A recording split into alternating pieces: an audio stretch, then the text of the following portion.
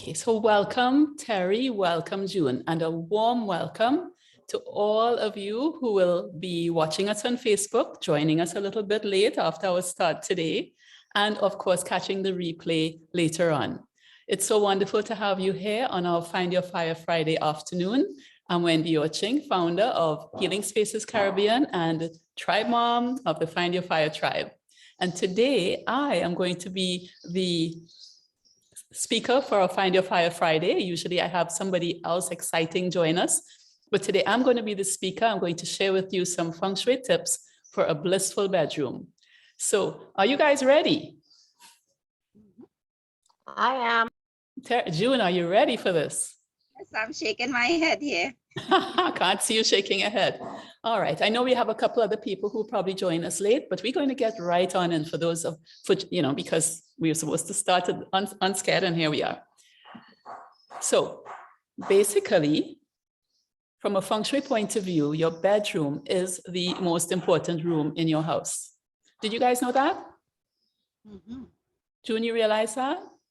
Yes, that's your peace and calm and quiet time from everybody. That's right.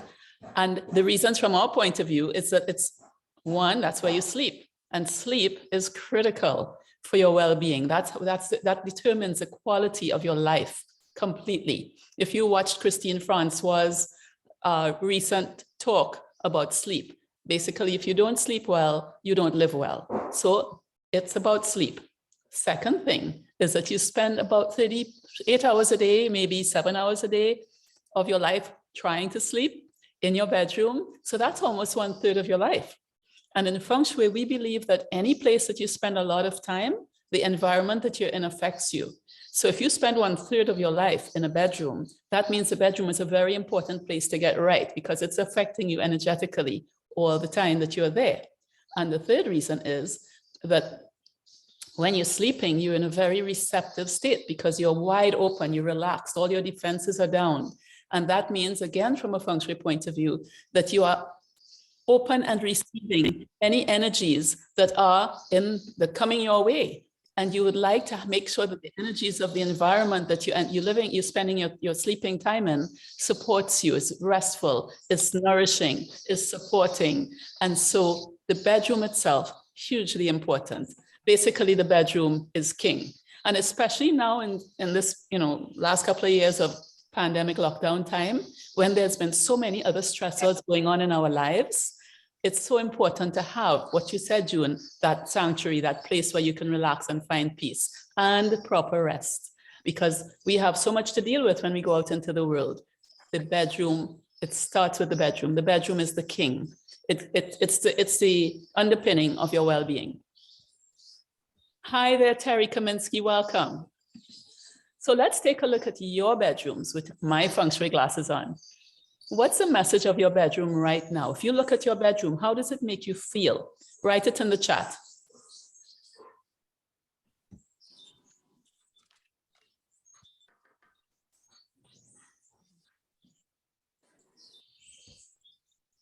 Everybody shy? How's your bedroom make you feel? Or you can just tell me, June, you're unmuted. How's your bedroom make you feel? What's the message? It's comfortable, but still a little crowded. It's comfortable, but crowded. Okay, so when you go in, do you feel crowded? Do you feel like this? Or you feel like this? No, I'm comfortable, but I know I need to get rid of some stuff. Okay, how about you, Terry Kaminsky?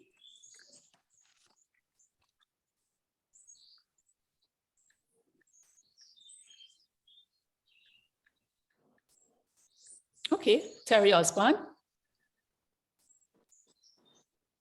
My bedroom feels like a sanctuary. Fantastic. Okay, top of the class. All right, so let's move on then.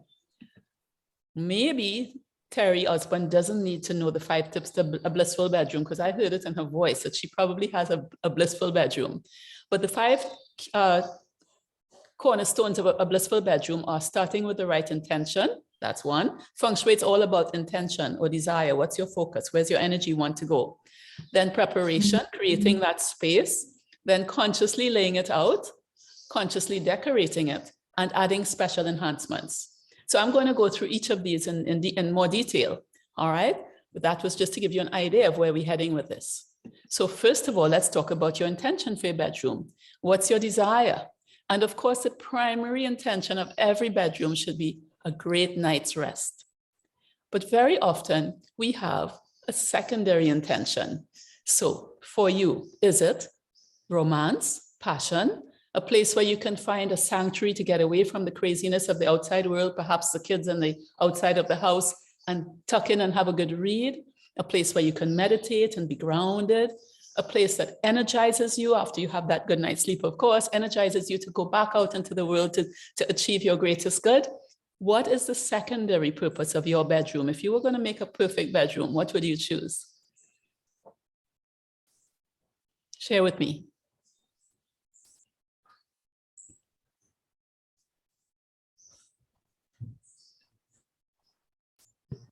For me, it would definitely be a sanctuary. Okay, fantastic. And what is this second one for you, June? My second one is that peace and calm. I get that in my bedroom. It's not quite a sanctuary as yet, but I get the peace, the calm, I relax, I read, no TVs. Fantastic. Yes, comfortable. And Terry Kaminsky, if you'd like to pitch in, I'd love to hear from you. All right, so keep those in mind. The secondary purpose of your bedroom is calm and sanctuary. Nobody has passion and mad romance in their secondary list here in this group. Okay, so now we're going to look at the important part. Is there harmony between your primary and secondary purpose for your bedroom, or is there a disconnect? In other words, do you know that the first one is great sleep, but your secondary purpose for your bedroom has been work? You have the desk, the paperwork, the files, all the electronics. Has it been your bedroom is also your gym, your workout center, so you have the exercise machines next to the bed? Is there a disconnect between your primary and secondary purpose for your bedroom? That's one, because the primary and secondary functions should be in harmony. And the second thing is there a disconnect between what your bedroom is right now and what you want it to be? In other words, June mentioned that your bedroom is comfortable, but it's a bit crowded. So you know that you want it to be spaced less crowded, less cluttered. Then there's a little disconnect for you. If your bedroom is aligned in both what your primary function is and your secondary function, then you have a harmony. That's fantastic. If your bedroom is aligned between what it is now and what you want it to be, then you're sailing, you're fantastic. But for many people that I meet, there is a disconnect between what they dream of their bedroom to be, that place where they can tuck in and be totally at peace and at rest and have that sanctuary to restore themselves, to go back out into the world full of their personal power. And what it really is, very often it's a junk room, it's crowded, there's all kinds of stuff all over it, and there's the work things, especially now during the pandemic lockdowns. So many people are sharing their home space with the kids who are not going to school, their partner maybe who wasn't going to work, and the only place where they could do their work was the bedroom. And so the bedroom stopped, it lost the harmony between its primary function, which was sleep, and its secondary function, which might have been sanctuary before, but now it's work. So if there's that disconnect, then we have to address that. Then we have work to do. The primary and secondary purpose of your bedroom should always be in harmony, and your desire for your bedroom, you should try to go towards your desire. Don't accept what you have now, but make the changes to allow that harmony so that you can get the best possible rest when you're in that bedroom, in that receptive state for 8 hours a day of your life. It's hugely important. So how do we do that? In Feng Shui, everything starts with preparation, preparing the space, and everything involves decluttering. So if you know that there's a lot of stuff in your bedroom that doesn't need to be there, I have to ask forgiveness for the noise. There's construction next door. And yes, I have dogs who might bark at any time. And I'm sure you guys are hearing the birds as always. So if you know that you have clutter, anything in your bedroom that really doesn't need to be there, remove it, put it somewhere else. Some of it is good stuff. Some of it you need in your life. But if you have outside space, it doesn't belong in your bedroom, put it somewhere else. If you actually have real clutter, remember that clutter represents blocked energy, stuck energy, resistance to change. And make a plan. And there's all kinds of things on the internet and all kinds of people who can help you if you really have a lot of clutter to declutter your space, because then you're opening up space for good things to come in, for good energy to come in, we say, but also for opportunities to come into your life that weren't possible when you didn't have the space. So decluttering, step one, very important. Now, when I say remove non-congruent items, you see you have that exercise machine, the cycle machine, or the barbells and the work desk in your bedroom. Those are non-congruent items with the primary purpose of your bedroom and probably your secondary harmonious purpose. So remove those if you possibly can. I know sometimes you can't. If you can't, you need to talk to me about helping. But remove those if you have any other choice for where you could do that working out, where you could do that work. Remove them from your bedroom. The energy of those items is work, it's not rest. And the purpose, the primary purpose of your bedroom is the great night's rest. So those items are constantly calling you and talking to you and telling you, come and do something with us, come and exercise, come and work, come and look at those bills, come and get on the internet. And they are counter to the energy of rest. So remove them if you possibly can. And if you can't, talk to me. If you have any dead, dying, broken stuff that's in your bedroom, it's not a good metaphor for rest. It's not a good metaphor for restoring the life energy that needs to be done when you're resting. So take it out, throw it away. And definitely if you have any stuff from dead relationships, take it out of your bedroom, throw it away. The energy that's attached to that is not good for your rest and for your peaceful rest. It's affecting you at an energetic level all the time. Of course, then, make it clean and sparkling. And we recommend that you open the windows and the curtains and allow fresh air and sunshine to flow into your bedroom. That's actually one of the easiest, and it's definitely free, but easiest and simplest ways to change the chi in any space, in any room, is to open the windows and let the air flow in and the sunshine come in. Now, I know some of you live in very cold countries and it's really hard, but do it just for a little while. In the Caribbean, that's a no-brainer. We do that all the time. But do it just for a little while. Let the air change. You're literally changing the atmosphere, changing the energy in the room. So for your bedroom, if you haven't done that for a long time, let the air and the sunshine come in. And then finally, prepare the space by doing a space clearing. Now, that might sound challenging to many people, but really a space clearing, you've just done some of it if you've opened the windows, let the sun come in and the breeze blow. But people use sage. People use incense, people use music, singing, clapping, singing bowls, chimes. Yes, you can do prayer. You can get a pundit or a priest to come in if you really think you need to clear that space because perhaps there's some stuff happened in that room or in that home that is, a little bit much for you to clear. But you can clear your space doing something very simple or going full steam ahead with all those things that I just mentioned. But clear the space. You're then saying, I am removing the energy of the past that was attached to the space, and I am creating a wonderful new canvas for the energy of my future. And my future in this bedroom is going to be rest and peace and sanctuary and romance or whatever you choose for your secondary purpose. But preparing the space gives it honor. Anybody have any questions so far? Okay, so we're now going to go on and look at the clearing. The clearing is done, so we're going to look at setting up your bedroom. I call it conscious design or layout, part one. First thing, let's look at your bed. So, I have something in the chat. Comfortable and crowded. Oh, thank you. We had done that part already. So let's take a look at conscious design, part one. Take a look at your bed. What's your bed look like? How big is it? Is it a little tiny twin bed, single bed? Is it a double bed, a queen bed, or a king bed? Terry, what do you got? Queen size. Queen size. Okay, and is there one person or two people in that bed, Terry? 2. Okay, and June, how about you?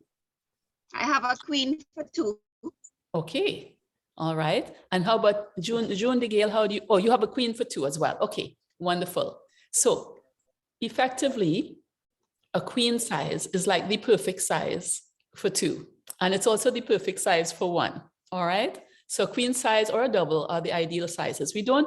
A single bed for an adult is not ideal, and a king size actually has got its own challenges. So a lot of people love the king size bed. If you do, chat with me, but a queen size or double, perfect. Construction. How many of you have the metal bed with the little skinny wrought iron patterns? And how many of you have a nice, strong, stable bed made of something heavy? I have wood. You have wood, okay? Strong and stable. And Terry Osborne, what you got? I have a Metal bed with a wrought iron headboard. yes. Okay, so there's the two of you with two different beds here. Ideally, you would have a bed that's made of some heavy, strong, sturdy material. Usually it's wood, can be metal, but it should not feel flimsy in any way. It should not feel as though if you rock on it too hard, it's going to fall over. So most times you go for the strong, hefty wood construction, and it should have a solid headboard. If possible, it should have legs. It shouldn't have, ideally, shouldn't be on the floor, flat on the floor. And we prefer that you don't have, that you have some space under the bed itself for the air, for the chi to circulate around you as you sleep. So some people, because of storage considerations, have the little drawers under their bed. If you do, I understand why you have them. It's not our perfect bed, but try to avoid putting heavy, tough, hard things under your bed in those drawers. Put things like soft things, soft furnishings and stuff. Don't put your barbells under the bed. Don't put, your briefcases under the bed. Be mindful of what's under the bed. You want what's under the bed to feel light and allow air around your bed if humanly possible. In terms of soft furnishing, I think we're having a little feedback. Could you all sort of mute? I think it's June DeGale. Mute for a little bit. Let's see if that goes away. So in terms of soft furnishings, try to choose bedding that makes you feel luxurious and sensuous and loved. So you would probably go for the most comfortable mattress you possibly could afford. Some people like it soft, some people like it medium, some people like it hard, and whatever comfort means to you, and the pillows of your dreams. And then the bedding should make you feel like diving right in. So whenever you look at that bed, you know it's comfortable, the pillows are comfortable, and the bedding makes you feel wonderful. That's how your bed should look and feel. Now, where do you put your bed? There's certain places that are better than others in a bedroom. The first and most important thing to consider from the Feng Shui point of view is the command position. And I'm going to talk to you about the command position shortly. The next thing to consider is whether you are located against a wall or not. It's really better for you to have the head of your bed against a solid wall as opposed to against a window or behind a window right behind you.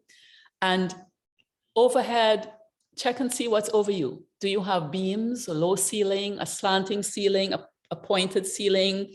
Do you have a huge fan overhead? We'll talk about that shortly. Do you have a huge chandelier with pointy things looking down?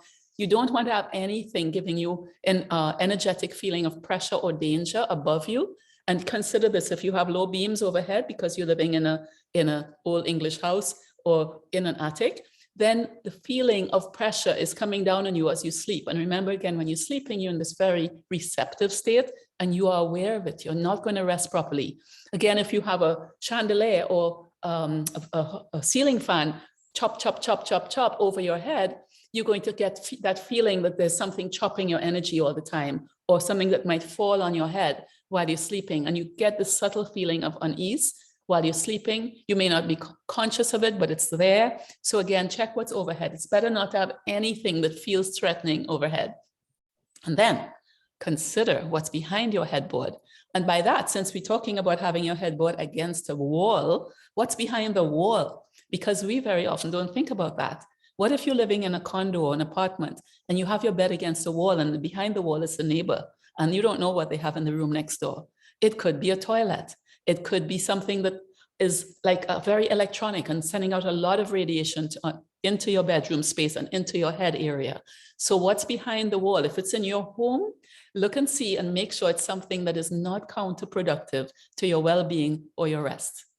Anybody have questions about what's behind the head of their bed? Okay, so I'm going to move on to the second part of conscious decor, other furnishings. Basically, a bedroom is for sleeping or romance, your second purpose, or sanctuary, but the bedroom shouldn't have too many other furnishings. So anything to do with sleeping, rest, the bedside table, the little the little lamps or the lighting of any kind, maybe a chest of drawers, maybe an easy chair for reading that book, June, when you want to relax in your bedroom. But other than that, all the other furnishings should go to the other rooms. The bedroom should really actually be very minimalistic in terms of furnishings because of its very simple and clear purpose. As talked about earlier, the air cons and fans. Aircon unit should never be over your bed head, over your head. That's not good feng shui. And the fans also should not be overhead. If you really want to have a fan in your room, go for a standing fan and move it wherever you need to move it to get the proper airflow. But the chopping of the ceiling fan overhead is a bit of a challenge. Again, as a feng shui person, there's always a fix. So talk to me, because a lot of us do have places that have the ceiling fans already established. So there's stuff we can do to adjust it. But initially, we would say avoid being under the overhead ceiling fan. And what about electronics? Junior was saying that you have no electronics, no TV in your bedroom. No TV. I do believe in that. I have that comfortable chair for reading, and I have a portable radio that I would put on if and when I want to listen to something soothing. Okay. And do you have your computer in there too? Like what you're watching us on today? No computers, no work in the bedroom. Well, you guys sleep, read, relax. You guys don't need me. You're really good. You're really, really good. You guys are doing fantastic. Okay. How about you, Terry Kaminsky? How's your electronic situation? Well, I do have alarms, clock alarms, radios, and I do have a TV that I usually don't watch TV in the bed, but we have one big TV that's there just in case. But yeah. For the most part, I don't watch TV before I go to bed, not in that room anyway. Okay, fantastic. Well, Terry, if you can possibly remove the TV, I don't know if your other half would allow you to, because people hold on to the TVs in the bedroom, sort of like a comfort thing. But if you can get them to remove the TV, it's actually better for you to reduce all the electronics in your bedroom. I know that a lot of us are now doing the laptop or the iPad or the iPhone or whatever device you use on the bed and during the day. But you see, when it's time to go to bed, it's best if you actually remove them from the bedroom. Again, they have their own energy, and that energy is not a restful one. And two, when they're so close to you, it's very tempting for you and you hear a ding to jump up and see what that ding is, if you're still plugged in. So it's best to remove them completely from the room. The less electronics in your bedroom, the less EMF, the better your rest and your health. So think along those lines. Not to mention what they actually call us to do. The TV calls us to get engaged in whatever kind of shows we like. And the news, not good stuff. The news is generally not good stuff for sleeping. And then the mobile devices and laptops encourage us to get engaged with the internet or work or, again, the news. So remove them from your sleeping space if you possibly can. June, you sound like you're pretty pristine, which is great.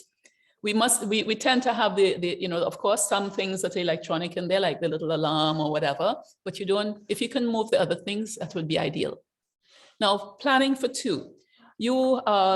Most of you here have two people in your bedroom. And so whatever you do in your bedroom, make sure the other person likes it too. The mattress, the bedding, the pillows.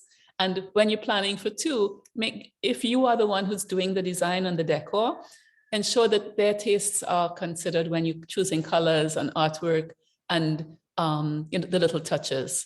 And make sure that they feel just as valuable as you feel. So in other words, have two equal sized bedside tables, one on either side of the bed. Don't give yourself the big one because you have all the stuff and they don't really need anything because they rely on you to wake them up so they don't have an alarm.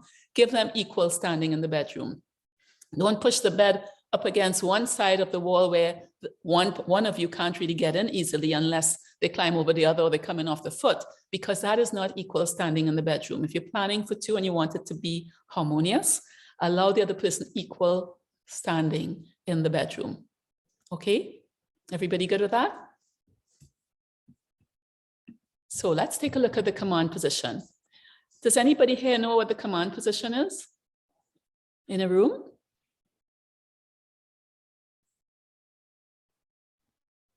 No, I don't. Terry, Is it the location to the door? yes. Location to the door? Yes, Terry Kaminsky. Yes, indeed. You got it.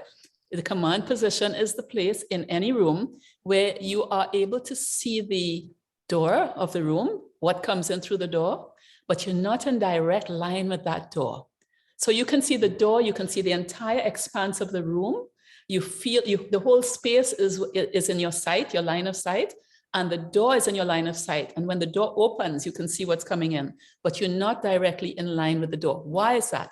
The not directly in line with the door is important because then you're in a vulnerable position with respect to what comes in the door. Let's think, and hope it never happens, that a bandit comes in through the door. You would be directly in their line of sight. From a Feng Shui point of view, we think in terms of the flow of qi coming through the door, and it's a very yang energy coming in. So you want to not be in line of the yang energy. So in either case, the idea is to be out of line with the door, but still able to see the door, i.e. command the door. So let's take a look at these pictures and see which ones are in command of the door. Let's look at number 2. That's the situation I was just telling you about. You guys see number 2? The bed is seeing the door, but directly in line. See the red arrow? That's the qi coming in. It's very vulnerable. You're in an exposed position. Do you feel it? Anybody can feel that? No? Okay. How about, let's move this. How about this one here, number 5? Do you see where the door is swinging? It's swinging on this hinge on the left side. So the swinging opens this way to the bed. So you're behind the swing of the door. It means that anybody coming in through that door, you will not see them until they're well into the room. Again, your subconscious then feels unprotected. It feels vulnerable. It feels as though somebody could literally sneak up on you while you're sleeping. And we as primal animals from way back when don't sleep well when that situation exists. So try to avoid having your bed behind the swing of the door. Number 4, where the bed opens and the qi cuts the bed completely. Again, that feeling of being attacked by this river of yang energy that could come through the door. That feeling is not a very restful one. So the best place to have your bed would be number 1, where the door opens to the right here, and the bed is able to see anything that comes through the door, but it's not in the flow of qi from the door. So either bed position here or here would be fine. Everybody understand?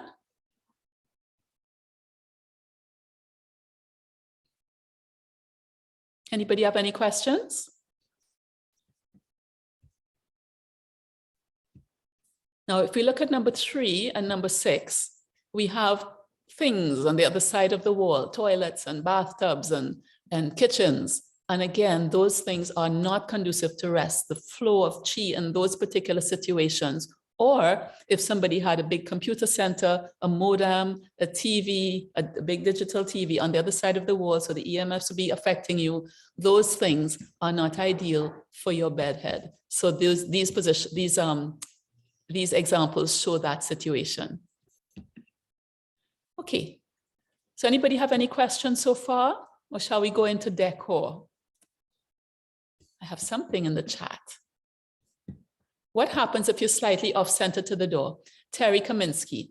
Terry, no problem if you're off-center to the door, but you don't want to be in line with the door itself. So the door space in your wall, you want to make sure the entire bed is not aligned with that. So you don't want a little half of your bed in line with the door. Do you have that situation? Terry Kaminsky? Yeah, I do. One side of the bed kind of is where if you get out of bed, you're in straight alignment with the door, and the other side of the bed is, of course, further away from the door. You can see, but the way that the room is set up, there'd be no way of us moving that bed a little more off center, because then the other person would have a difficult time getting out of bed. Which is again, that's a challenge for your partnership, because it takes one person down a notch in the hierarchy. You want equal access. So I understand the problem. Is the bed itself cut by the door, Terry, or just when you get out of the bed, you're in line with the door? Just when you get out of bed. Okay, so not such a problem, because when you're sleeping, when you're actually very receptive and yin, that's when you don't want that vulnerable feeling. When you get out of bed, you're activating, your energy is back to moving and going on with your life. So that's not such a vulnerable position. It's more when you're sleeping, as we talked about at the beginning. In your sleeping state, you are very, very, very vulnerable and receptive to energy. And so you want to make it as calming as possible. Ideally, if you could have shifted the bed, I would say go ahead. And if, for instance, when we talked about the layout of things in your room, you were able to rearrange items in the room so the bed could be in a more ideal position, that would be great. But if not, it's not so bad because the bed itself isn't being cut by the door. Yeah?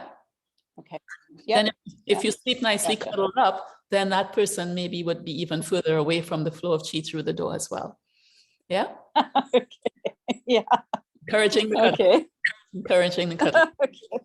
Okay, so conscious. Let's take a look at now. You have prepared the room. You've chosen the right bed. You've located it in command with a solid wall behind your head, but nothing bad behind the solid wall. You have there's no windows behind your bed, and you are feeling really comfortable in terms of the location of your bed. Now let's talk about decorating the bedroom, right? Because now we're going to make it pretty, frou-frou, and give this the feeling that we want in the bedroom. The others were the Feng Shui structure. So colors matter, of course. We all react energetically to color. We all know that. Everybody knows there's, tons and tons of books written about color theory, and people choose colors for the messages of the colors and how they make you feel. All right. Now, if the primary purpose of your bedroom is going to be a good night's rest, is there any particular color that you think maybe you shouldn't paint your bedroom? Yellow. Yellow doesn't work for you, Terry? No, I think that's too energetic for me. Okay, yellow is a very happy, light, cheerful, yang color. Yeah, mostly. Now, of course, there's colors and hues and tones and shades and tints that can warm it up or cool it down and stuff. You can get warm yellows and cool yellows. In any color, you can get warm and cool, subtle and bright. So the color itself can be adjusted if you like a color to make it bedroom material, all right? But yellow for you is too bright. Okay, and Terry, Terry and June, do you have any colors that you think shouldn't be in your bedroom if rest is your primary thing? I wouldn't go with a red. Wouldn't go with a red, and I wouldn't go with a black either. Okay, I love black. Black's one of my favorites, but I wouldn't go with a black. And I definitely wouldn't. Terry Osborne, orange. An orange is a very, very vibrant, energetic, yes, color. One wouldn't put orange bedroom because that is not a restful color. Now, that color, if you love it, could go in another room that requires more energy, more light, more yang, I should say, not more light, more energy. All right, so colors matter. So obviously for bedroom, you choose colors that you consider feel restful as the base, whether it be in the paint wall, the wall paints or the bedding. You choose colors that make you feel restful. You can always add touches to perk it up and to layer in the secondary purpose, but colors matter. All right, and anybody want to discuss colors with me? Of course they can, but many people like white for their bedding, and many people like earth tones for the general color palette of their bedroom, and there's reasons for that. Earth colors are very grounding, they're very calming, they're very nourishing and nurturing. Think Mother Earth. And the white colors are the white you see in the hotels and the spas. It looks pure, it looks clean, it looks, and for some people, calming, or a little bit of off-white, a soft white, feeling calm. And there's a feeling that white is also very good for communication in Feng Shui. It's attached to what we call the metal element. And so if you have two people, the white is sort of a symbol of bridging the gap between men and women and helping with communication. So you can choose colors as per the Feng Shui meanings, or you can choose colors just because you love them and they make you feel a certain way, but colors matter. Choosing your bedding, always go for the bedding, soft furnishings that make you feel like jumping into your bed. You see, you come in the door and you want to jump in because it looks and feels like it's calling you because it's so comfortable. So choose the pillows and choose the bed, the sheets that make you feel like diving in, especially on those rainy days, and staying there and cuddling up. Everybody has a different feel that might appeal to them. Some people are going to go for the, the big thick comforter duvet look, and some people want the, the woven quilt look, and some people want the white, just the whites and the pillows that are white, and that makes them feel like diving in. It's a personal choice. It's your bedroom. It has to make you and if you're sharing it, your partner feel, oh, I can't wait to get into that bed. That's what you're aiming for. Don't even worry with the magazines. Think about what makes you feel like that. Lighting. Suggest that the bedroom doesn't need brilliant and bright lights and strobe lights and LED ceiling chandeliers. Bedroom, again, being for rest, and something else that is aligned with rest, such as, sanctuary, haven, or romance. None of those call for brilliant lighting. So choose more subtle lighting. You want to read? Have reading lamps on the little reading bedside table. But overhead lighting should be subtle, maybe sconce lightings or standing lamps. No need for the brilliant lighting in a bedroom, unless you want to clean it, but that's not for the use of the bedroom. Other furnishings, minimal. If you're going to go for the reading chair, or other than the bedside table and the little, closet that you might need on the bed, if you're going to go for anything else, keep it minimal and then try to harmonize it with the decor that you've already chosen. Plants and flowers add a lovely touch of life to the bedroom and sometimes romance. And of course, remember, plants also bring in, they have the extra benefit, not only of having that beautiful living energy, but having the benefit of giving us oxygen and taking out carbon monoxide at the right times of day. So they are a very good thing to have in your bedroom once you don't fill the bedroom completely up with them. Wall decor and artwork. Choose items that make you feel good. So don't choose anything that's disturbing. And how about throwing that picture out of the old boyfriend once and for all? Throw it out or put it out of the bedroom for sure and get rid of it. I would say if it's going to be consciously in your energy space, all right? Put it away, file it away, because that is not contributing to your restful sleep. Dramatic, abstract arts, those might be wonderful in your living room, very energizing, but perhaps they're not restful for your bedroom. So think in terms of things that allow you to rest or inspire you when you're doing wall decor. So of course, watercolors and gentle things, but it's an excellent place for your vision board. If you've done a vision board with me, that's one of the places that are ideal for putting your vision board, because that means it's the last thing you see when you go to bed and the first thing you see when you wake up, and it acts on you at night subconsciously, the things that you desire, you envision for your life. And it definitely motivates you when you get out of bed and you start your day by looking at your vision board. So those kind of things for your wall decor. But generally think in terms of making your vision, your wall decor beautiful and inspiring. And especially the wall that is across from your bed, the first thing you see in the morning. Nothing that's going to make you feel stressed, aggressive, alert, hyperactive, any of those things. And generally, we tend to make bedrooms very calming, but don't overdo it. Everything should be balanced. Feng Shui is about balance. So remember, yes, a very calming bedroom full of earth tones and earth palettes may sound like an ideal place to sleep, but perhaps it's not an ideal place to wake up. Maybe you might find it hard in the morning to get up and start moving. So you must balance the yin and the yang. The yin is the calm and the cool and the things that make you feel like staying still. But you must have a little balance of yin and yang, put some yang touches in to make sure that you can be energized, to make sure that it's not overwhelming yin. And some things that work for that are plants and flowers. They add a little life energy. Some of your artwork, things that make you actually feel rejuvenated in the morning when you get up, but in a very positive way. Let me check the chat. I have something going on in the chat here. How about pets? Oh, good question, Terry Kaminsky. So, Terry Kaminsky, what pets do you have? I have a dog that sleeps at the end of our bed on the, he has his own bed on the floor, but he's still in our room. Yeah, okay. So whenever you bring a pet into your home, to your space, they're adding the fire energy, all right? So that that actually, and fire is good for romance as well. So you have a little fire energy going on there. By having the dog at the foot of your bed, it's between the bed and the door that you were talking about, that's across from your bed, yes?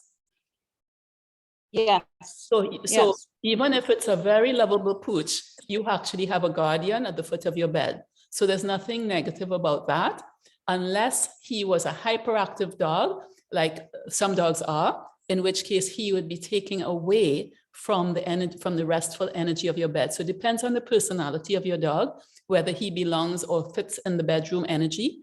If his energy is calm and restful when he's in there, then he's an addition, a positive addition. If his energy is distracting and disturbing and hyperactive and aggressive, then he should go somewhere else.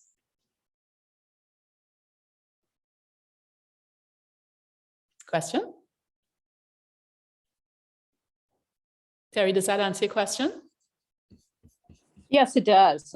We have a small little dog. It's a pug, and he sleeps through the entire night. We can get up to go to the bathroom, and he's still sleeping. So Yeah, so it doesn't sound like he's a he's not problem. much of a, he's not a guard dog. Yeah, he doesn't sound like a problem. I have one that I shouldn't have in my bedroom sleeping, you know. So Terry, also, of course, do I. if yes, I am aware of that one. If Terry Kaminsky, if for instance your dog was on top of your bed between the two of you, then I would say if romance was one of your intentions for your bedroom, then that's not a positive. But where he is, he's not a problem. And in fact, he adds, because of the position of your door, I'm kind of glad you have that guardian. He's not a watchdog, but he is an energetic guardian for what comes through. Believe me, he would be aware if something came through your bedroom door. Yeah? Okay, sounds good. Sounds good. Keep him where he is. I'm good with that. Okay, so now we talk about secondary enhancements. And that's where you add the little touches that support your secondary purpose for your bedroom if you have one. This is where if romance and passion was one of the things you wanted to ramp up in your bedroom, you could go for all the romantic and passionate touches, such as the bits of fire energy. Terry Osborne is aware of this, the fire energy that feed passion, the candles, the romantic lighting, the mood music, the sensuous smells, the sensuous bedding. Those are the things that, that support the energy of the romance that you may have desired for your bedroom, and that some people definitely do. But if you wanted your bedroom to be a calming and healing kind of sanctuary, then you'll choose perhaps, of course, colors that feel calming and zen-like and spa-like and healing, and bedding that makes you feel that way. But then you could also add the secondary enhancements of certain aromas and essential oils and crystals that support healing and support well-being and calm. Now, remember, crystals have their own energy, and some of them are very energetic. You don't want the energetic crystals in your bedroom if your bedroom is a calming sanctuary, but there are crystals that are really great for relaxing, calming the nervous system and creating a haven. And there's some essential oils that are really good for calming the nervous system and creating that feeling of sanctuary and haven. So consider that the secondary purpose, you can use the secondary enhancements to support them. And there was one other. Yeah, if you wanted to be grounded, let's say you have a very hyperactive personality or lifestyle, or things of the last 2 years have got you very much on edge and your energy needs to be grounded when you're sleeping, you really need to embrace that. If that was your situation, by the way, there are other things you should do during the day to help ground you and to stabilize you. But at night, you wanted to make sure that you were grounded and felt safe. Then again, what makes you feel grounded? Earth colors, earth tones, earth materials, earth shape, the element of earth, the 5 elements are very useful in this. The element of earth might need to be very strongly represented in your bedroom decor. And then there are essential oils that support the energy of earth. One that springs to mind is vetiver. And there are sounds that make you feel grounded to the earth that you could play, mood music, I call it. But there are all these, on YouTube, there are all these sounds that help with your inner energy to help you ground, and you can go get the right frequencies to do that.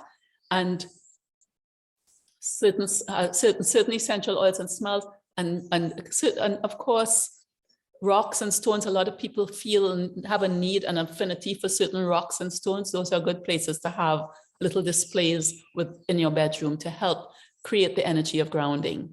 Okay, anybody have any idea or desire for something else in their bedroom that I could help with? Let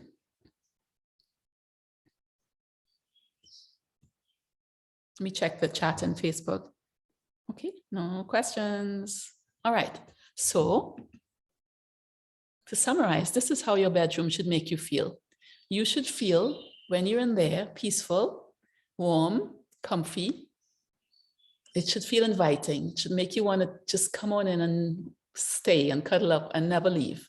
It should not talk to you of work or exercise or distress or past bad memories or bad news. It should feel like a haven, like a sanctuary. It should be harmonious, but it should also be balanced. So there should be both yin and some touches of yang energy in there. It should make you think of love.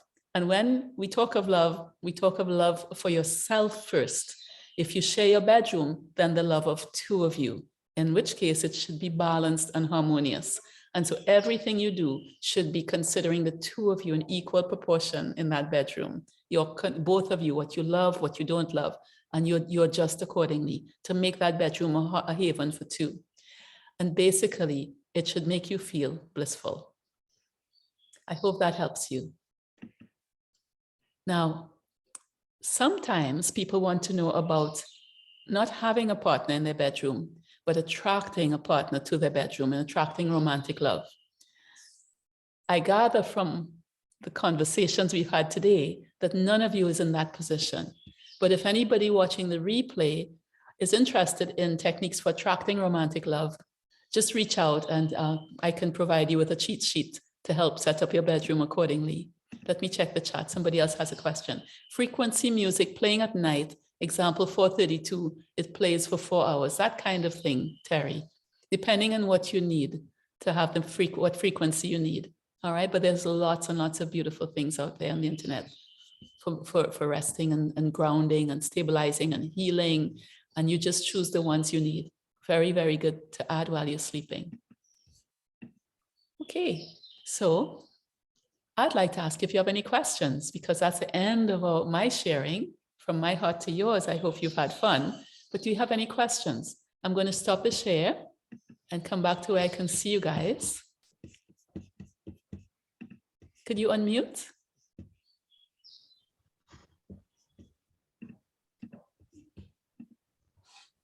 June, Terry, do you have any questions for me, or you guys are good?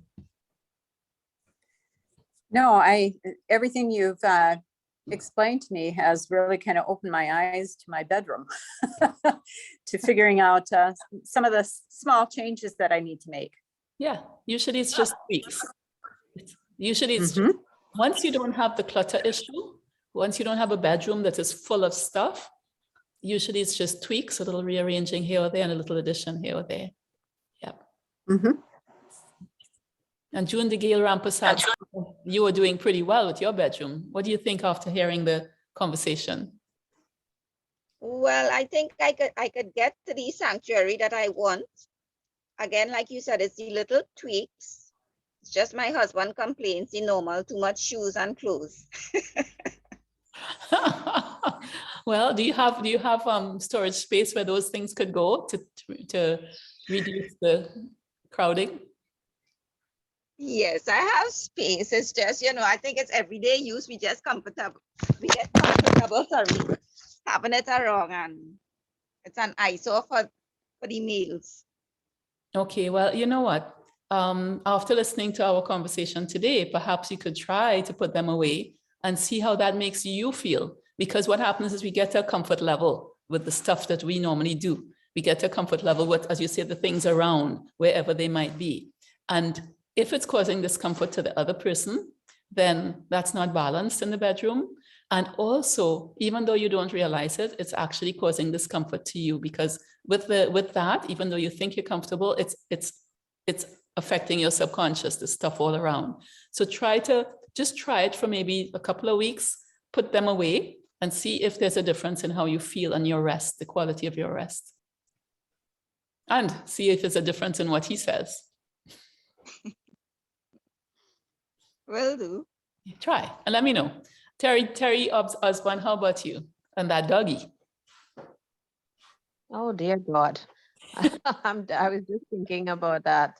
Yes, he definitely doesn't belong in my bedroom. He's very, very disruptive to my sleep.